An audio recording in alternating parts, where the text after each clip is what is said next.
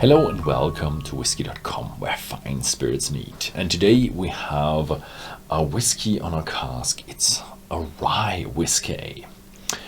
And what I've heard that this is a rye whiskey from Canada. But I'm not quite... it has not been filled from Canada.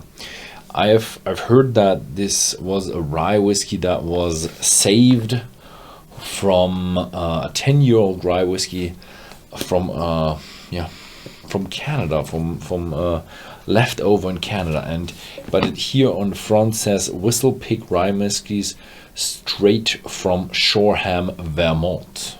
Vermont? Isn't that is the United States, isn't it? Distilled and aged in Canada. No, it's not. Vermont isn't Canada. So, okay, nothing about the US. This is all made in Canada. This is 100% Canadian stuff. So it's a 10-year-old rye whiskey, 50% proof, and there are more of the this WhistlePig brand. We have the WhistlePig Old World Rye, aged 12 years old, and then you have the Estate Oak Rye, which is a 15-year-old, and you can even buy a little miniature pack for it. Let me show that to you.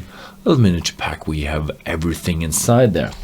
But however, this usually the rye whiskey in Canada is a bit more, or the whiskey in Canada in general is a bit more known to be low priced. This is a high priced rye whiskey. And the master distiller, David Pickerell, wants to redevelop or reinvent the rye whiskey with this WhistlePig whiskey, and he got that from old leftover stocks in Canada, and he actually finished them in first fill American white oak cask, and not finished them, changed them there, and then finished it in bourbon casks, at least for this one.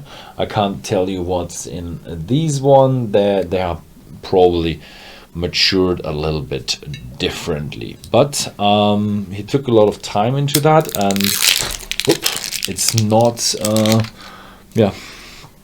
it's what do you call it, it's not a off the street cheap rye whiskey, but more premium whiskey with a more premium price.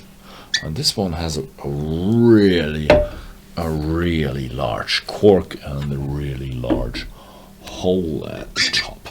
The bottle is quite nice. It has WhistlePig. It's actually in here in the back, and it's a very thin bottle. It lies good in your hand because it is so thin, and also the case is really thin, but for that thin bottle, it has quite a good amount of color in it. So 50% ABV, so be careful if you try that.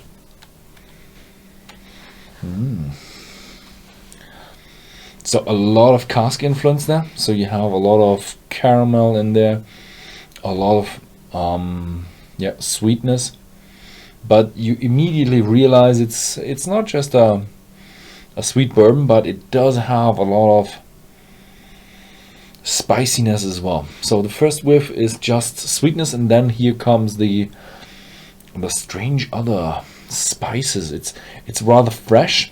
There is sometimes a thing going on with the rye that you have that fresh forest note, I would say. This time it's a bit more like, what is that? Like some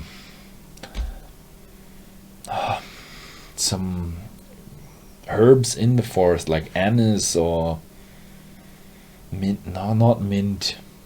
Something rather fresh and herby is in there. A little bit of an orange note as well. A bit of a round one.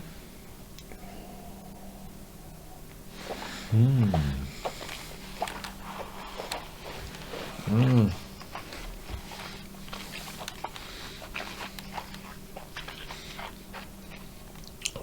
it's a rye, yeah. Oh, full-mouthed, intense flavor, intense rye spiciness.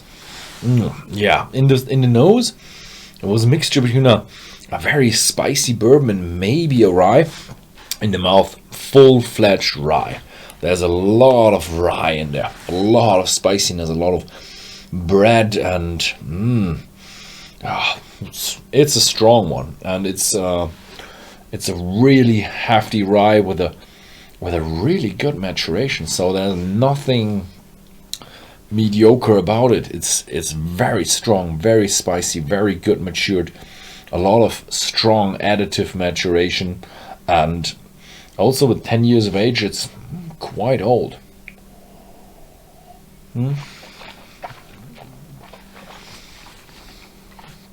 Oh, you have to take it with a grain of salt if you say, yeah, it's an old one. A 10-year-old rye whiskey is not a common thing. But then you end up with the 12-year-old rye and the 15-year-old rye WhistlePig, and they will even have more in it. So it's a really hefty thing going on. Yeah, I like it. It's a very good Canadian whiskey, and didn't have many Canadian whiskies over the last time that were that good. There are some good Canadian whiskies out there. There are a lot of bad Canadian whiskies out there as well. But I like this one. I really do. Yeah, that was it. Thank you very much for watching, and see you next time.